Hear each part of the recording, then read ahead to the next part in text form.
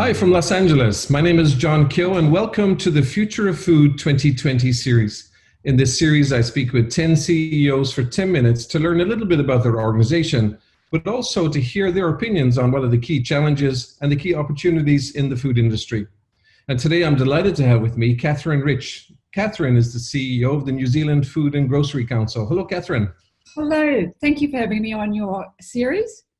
Oh, wonderful to have you, Katherine, and good to see your faces again.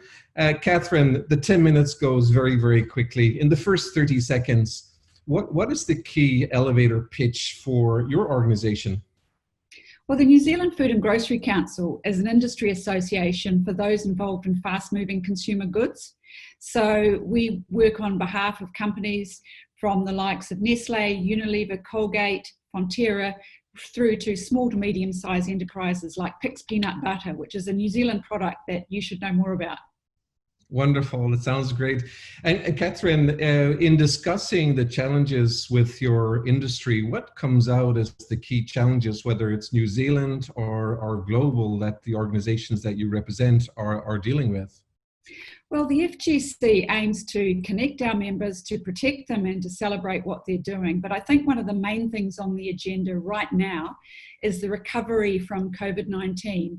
We had a very significant lockdown, and those exposed to tourism, hospitality and food service have really had their revenues smashed. So obviously, up until that time, we were focused on key issues such as sustainability, making sure that there are high standards of food safety and a lot of other things. But right now, we're all working on a recovery phase to help our members get back up and running. Wonderful. I'll come back to that recovery phase, Katherine, and what you're doing in that area as we go through the conversation. So what do you see as an organization then, and what do your members see as the key opportunities for New Zealand food producers? Well, one of the things that was highlighted during COVID-19 is that if you're in the food and grocery industry, you're one of the lucky ones, because we all know that human beings need to eat good food and drink fine beverages to keep themselves sustained. So we were able to continue right through. And I still remain extremely positive about the future for our industry. We know people love high quality, safe, premium products from New Zealand, but there are going to be some challenges, because while we're Zooming today and we've been able to maintain our communication, we all know that Zoom's great for maintaining relationships, but if you're trying to get a new customer globally, trying to establish a new relationship, those sorts of things really have to be done face to face. So right now we're focusing on cranking exports back up and working very closely on making sure our trade agreements are fit for purpose. But the future for the food industry is very bright, John. There are lots of opportunities, lots of innovation going on. So that's one of the things that the Food and Grocery Council reminds its members of. You know, we are lucky in that we work in a great industry and there's lots to do. Fantastic. And I'll come back to those points as we go through the discussion. Back to the challenges, and you mentioned that obviously that COVID-19 has been one of the key challenges for your industry. What is the depth of the challenges that they're going through? Are you seeing businesses close down, for example? Yes, I am. And I'm seeing contraction. Many of our members have had their executive team and staff take either wage and salary cuts or taking leave provisions. We're seeing expenditure being cut back. And one of the things that's quite clear is that the New Zealand domestic market will contract, because we get a lot of wonderful tourists down here usually to New Zealand, and that's the equivalent of about 300,000 mouths per month. So our tourists, and we hope everybody who watches this and wants to come to New Zealand, I hope they will eventually. Most of our tourists will eat and drink their way through our country, and we're not seeing that. So there is a terrific decline in terms of consumption and a contraction as a result. The other thing is, John, is that New Zealand has one of the most condensed supermarket environments in the world. We only have two major chains that make up 98% of the market share. And so that means there's immense pressure on margin and the requirement to be super efficient and super innovative if you're to get on the shelf and stay there. So that's another challenge. Wow, they're pretty hefty challenges for sure, Katherine. I'm sure that the agendas are very full in those discussions. Now, when you flip the challenges into the opportunities and you look at growth and how to come out of the crisis, obviously getting production ramped up again, getting the shelves fully stocked again, and as you mentioned, focusing on exports and the challenges with doing that on Zoom versus the physical. Do you see some traction happening right now with export growth into certain target markets? Yes, our exports, particularly to Asian markets, have held up extremely well. And I think it's our primary sector and our food producers who are going to be the key part in our economic recovery. But even though we're facing challenges globally, that the ambition for every food producer must be to continue with their innovation, to continue to come up with new ideas, and to continue to seek out new markets. Because everything we do as an industry must continue to move ourselves forward. And I don't think we should be fearful. It does still take some courage, but there are lots of opportunities. And as I said, human beings, need food to sustain life, and they derive a lot of enjoyment, and consumers are wanting great things put in front of them. Absolutely. Now, Katherine, you're in a very lucky position, I think, because I've been to New Zealand several times. You have an incredible brand identity as New Zealand. It's clean, it's green. Do you think that the reputation that New Zealand food producers have will help them to accelerate that growth? Plus also, I mean, you've done tremendously as a nation in containing the virus, and up to the last couple of days, you were virus-free, but we can never be complacent. But do you think the reputation, the leadership, the innovation coming from New Zealand will help you to accelerate that growth in the export markets? Yes, I hope so. I do think that we're known around the world as a producer of high quality premium food products. We're known as a very honest country to do business with, and hopefully friendly people when people come down here to visit. And I think also if you're looking at firms like Fonterra, Synlait, and others from our dairy industry, as exporters, we've got a great track record, and I think that has put us in good stead to make sure that we continue to keep our export markets flowing, and to actually build on that, to continue to take innovative products to the world, to allow people to taste a little bit of New Zealand. Absolutely. And are there key markets that are growing for you right now in Asia? Is it China, Japan, or Korea that's opening up? Well, Australia has always been traditionally our key market, but what we're seeing is even greater growth still in China, Japan, and across other Asian markets. We haven't taken our eyes off the United States, but one of the things we're mindful of post-COVID is that a lot of countries are starting to utter very protectionist words and starting to celebrate buy local, etc. That's fine. We're always going to celebrate whatever we make locally, but we should keep trade flowing. We've got to make sure that we're sharing the best that we can offer around the world, and ensure that trade is very positive, because in the long term, that is the lifeblood of the health of the whole global economy. Absolutely, and keeping the trade flows open is something that was near and dear to your heart as a representative of New Zealand at APEC, for sure. So I agree with that.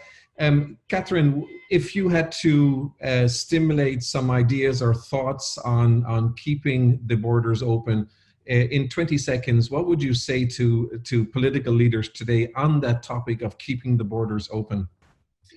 Well, I think in terms of keeping the borders open for trade, it is very important for the whole world economy. If we stop trading with one another, we lose the benefits of that trade. And that means that in terms of economic growth and sharing the best that we can make in each of our countries is greatly reduced. But also, if we're going to start opening borders to people, we've got to have really good protocols to be able to deal with the safe transfer of people. But eventually I think things will get back to normal and we'll get used to travelling. But one of the things I am interested in is the changes to buyer behaviour, because when people have been fearful for such a long period of time and getting more and more used to online shopping, it's changing the way people are shopping. And the restaurants and cafes here are open, but that doesn't mean that people are going back into them to the same level that they once did. So we have to encourage everybody to get back out there and to dine in restaurants and cafes, and perhaps not where you are, John, but here in New Zealand, that's what we're doing. I think that's very important, and I will go over our time allotment today because I think this is a very important topic.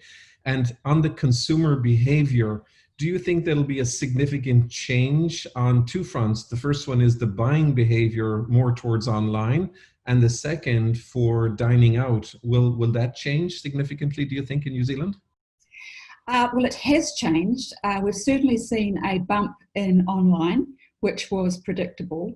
But secondly, we're seeing a move, trading down in brands, moving from premium brands down to the private label. People are getting very, very price conscious. Even with those who remain in work and have good incomes, it's had an impact on the way people are making decisions about what packaged goods they buy.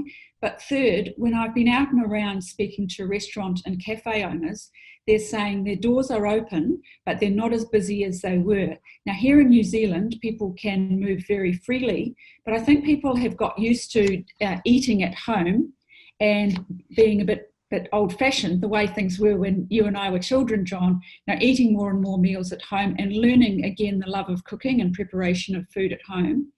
But the final thing I'd say is that there's been an increase in the home delivery of convenience foods, and Uber Eats and the other options have sparked that. So people are, I still think, a little fearful about going out into places with others they don't know. So they're using their apps to eat the same quality food meals. It's just being delivered to their home. Wow, amazing. Yeah. And Katherine, the final question, or second last question I'll ask you, and again, we've gone over our time allotment, but I'm okay with that because this is a fascinating topic, and I really appreciate you taking time to speak with us. In North America, in Canada, US, Cisco, that's for those listeners, that's the SYSCO, the food service company, has decided to deliver directly to consumer, as have some of the other companies who have traditionally channel their products through their channels, the retailers and so on. Are you seeing something like that changing in New Zealand as well? Yes, we are. And I think we will see the rise of dark restaurants here, because COVID put hospitality under immense pressure. Many were not earning for, it's been up to 10 weeks now.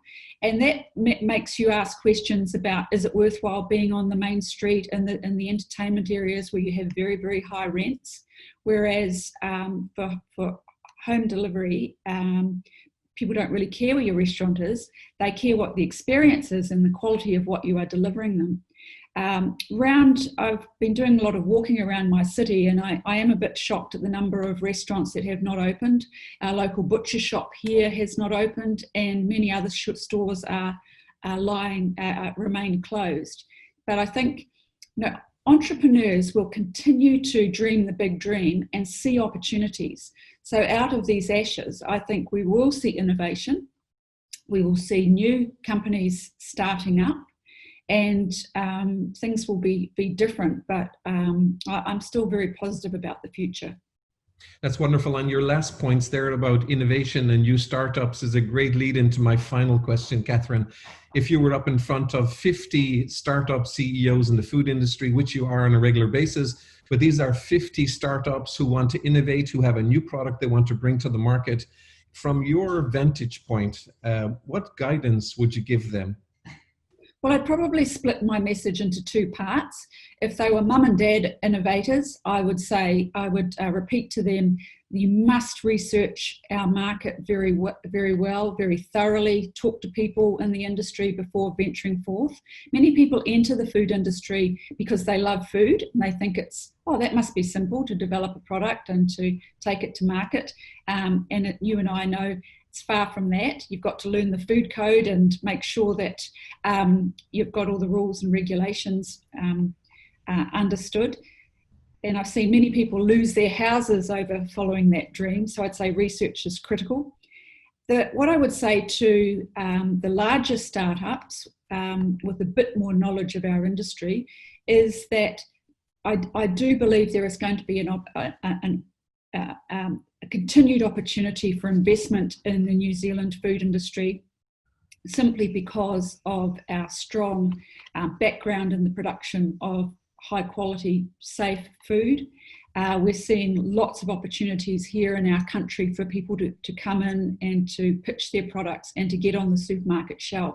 But the one thing the supermarkets are looking for is they just don't want an also-ran, slightly different branded product. It's really got to offer consumers something truly different. It's got to be genuine innovation to be able to really capture the imagination of them plus consumers they're selling to. Fantastic. That's great wisdom. Ladies and gentlemen, there you have it, all the way from Auckland, New Zealand, Katherine Rich, the CEO of Food and Grocery Council in New Zealand. Katherine, thank you so much for spending time with us and sharing your wisdom. My pleasure, John. Thank you. Thank you.